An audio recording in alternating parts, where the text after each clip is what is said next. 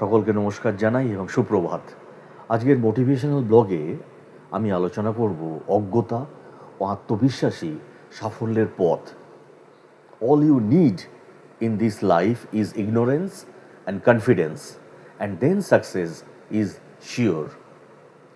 যেখানে অদক্ষ ব্যক্তিরা ভ্রান্ত শ্রেষ্ঠত্ববোধে ভোগে এবং ভুলবশত নিজেদের যোগ্যতাকে গড়ের চেয়ে অনেক বেশি মূল্যায়ন করে, এই পক্ষপাতটির কারণ হিসাবে অদক্ষদের নিজেদের ভুল শনাক্ত করার অধিজ্ঞানীয় অক্ষমতাকে দায়ী করা হয়।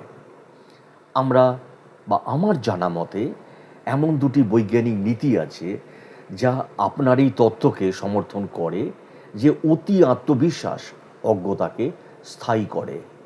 প্রথমটি কনফার্মেশন বায়াস বা সমর্থন পক্ষপাত নামে পরিচিত।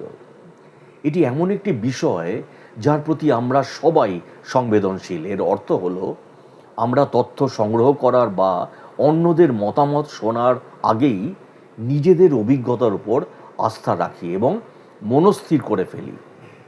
যখন আমাদের অন্য উৎস থেকে তথ্য নিতেই হয়, তখন আমরা অবচেতনভাবে এমন তথ্য খুঁজি এবং সেগুলোকে প্রাধান্য দিই যা আমাদের পূর্ব ধারণাকে সমর্থন করে। আমরা যা আগে থেকে বিশ্বাস করি তার বিপরীত যে কোনো কিছুকেই খারিজ করে দিই। এর ফলে আমরা অন্যান্য দৃষ্টিভঙ্গি ও তথ্য সম্পর্কে অজ্ঞ থেকে যাই।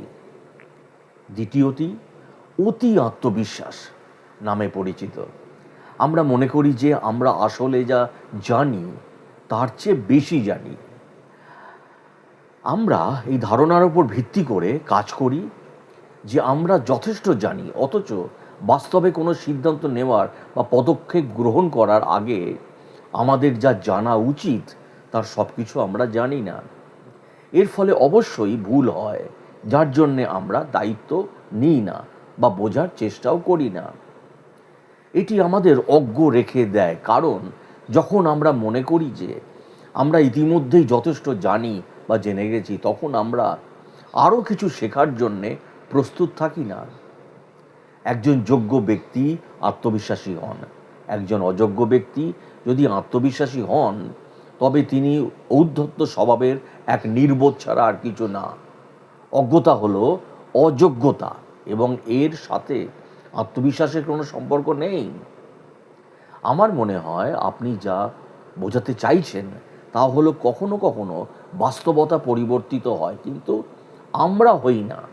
তাই একজন আত্মপ্রত্যয়ী ব্যক্তি হয়তো তার বাহ্যিক বাস্তবতার সাথে নিজেকে বিকশিত করার প্রয়োজন বোধ করেন না, কিন্তু অনেক দিক থেকেই অজ্ঞতাকে এভাবেই সংজ্ঞায়িত করা হয়।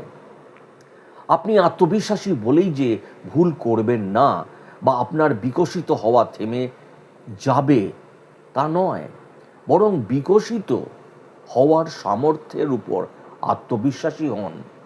ব্যর্থতাকে স্বাগত জানানোর মতো যথেষ্ট আত্মবিশ্বাসী হন, আর আত্মবিশ্বাসকে ব্যবহার করুন নিজেকে শান্ত রাখতে। এর চেয়ে ভালো আর কিছু হতে পারে না। অতি আত্মবিশ্বাসী হলো সঠিক শব্দ। সব কিছুই ভারসাম্যের ব্যাপার। নিজের সামর্থ্যের উপর আস্থা রাখা এবং ধীরে ধীরে তা বৃদ্ধি করা। যখনই আপনি ভাবতে শুরু করেন যে আত্মবিশ্বাস নিজেই আত্মবিশ্বাস যোগায়, তখনই আপনি অতি আত্মবিশ্বাসী এবং অজ্ঞতার জগতে প্রবেশ করেন। সফল ব্যক্তিদের ক্ষেত্রে প্রায়শই এমনটাই ঘটে, যারা বিশ্বাস করেন যে তারা তাদের আত্মবিশ্বাসের কারণেই সফল এবং এই নীতিটা অন্য কোনো ক্ষেত্রে প্রয়োগ করতে গিয়ে শোচনীয়ভাবে ব্যর্থ হন। এই প্রেক্ষাপটে আত্মবিশ্বাস অনেকটা আত্মমর্যাদার মতো। আমরা সাধারণত সম্পূর্ণভাবে যৌক্তিক এবং ক্রমাগত পুনর্নির্মিত থেকে সম্পূর্ণরূপে খেয়াল খুশি মতো এবং প্রমাণের ঊর্ধ্বে পর্যন্ত পুরো পরিসরটাকে বোঝাতে একটি শব্দ ব্যবহার করি। সম্ভবত ধারণাটি হলো যে সব ধরনের অনুভূতি সমানভাবে ভালো লাগে। আমি এমনকি নিশ্চিত নই যে এটিও সঠিক, কিন্তু বাস্তব জগতের ফলাফল ব্যাপকভাবে ভিন্ন হয়। কারণ কেবল কর্মই পুরস্কার এনে দেয়। যখন কেউ আপনাকে নিয়ে ঠাট্টা করে বা প্রত্যাখ্যান করে, তখন তা নিয়ে ভাববেন না। সেই মুহূর্তে আপনি ভাবতে শুরু করেন, আপনি কাজ করা বন্ধ করে দেন এবং উদ্বিগ্ন বোধ করেন। তাই প্রতিটি খারাপ পরিস্থিতিতে হাসিখুশি এবং সহজ সরল মনোভাব বজায় রেখে এগিয়ে যান। সুতরাং কঠোর পরিশ্রম করে এবং সফলভাবে পৃথিবীকে বোঝার মাধ্যমে যে আত্মবিশ্বাস গড়ে ওঠে, তা অজ্ঞতাকে কমিয়ে দেয়, কিন্তু চরম ভণ্ড আত্মবিশ্বাস অজ্ঞতাকে বাড়িয়ে তোলে। ভালো থাকবেন, সুস্থ থাকবেন।